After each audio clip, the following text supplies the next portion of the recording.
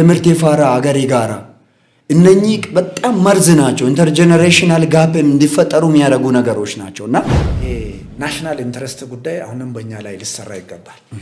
ዶክተር ኢንጂነር ቀጣው እጅጉ የወዝ ፌመስ ሳይንቲስት ይሄን ሳነሳ ዝም ብዬ አይደለም። ለምሳሌ ኢሮስፔስ መስራች ነው፣ ፕሬዝዳንትም ነው። ባህር ዳር ዩኒቨርሲቲ እንደዚህ ቴክኖ እንደዚህ የሆነ ከዛ ጃፓን ሪሾማ ምናምን እንደዛ ዩኒቨርሲቲ ሄዳ ከዛ አሜሪካ እንዲሆነ በዓለም ተጽዕኖ ፈጣሪ የብሔራዊ ኢንተረስት ጉዳይ ሁሌም ካንተ ተነጥሎ ልክ አይኔን እንደምትጠብቀው የምትጠብቀው ነገር ነው። ለምሳሌ አሁን ትንሹን ነገር ላንሳለ።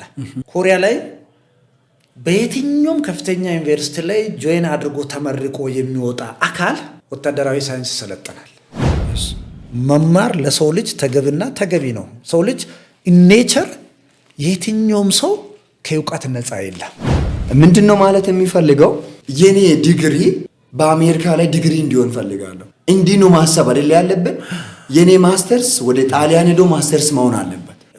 የሳምበዲ የኢትዮጵያዊ ማስተርስ ወደዛ ሄዶ ዲፕሎማ ከዛም ያነሰ ነው።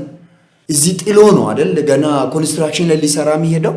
ያ ነገር ደግሞ ዛሬ እኛን ላይ ጠቅመን ይችላል። ለሚመጡት ለኛ ጄኔሬሽን ግን ሲንቅ ነው። ሳይበገር ኢንተርናሽናሊ ኮምፒታንት የሆነ ትውልድ መውጣት ይችላል።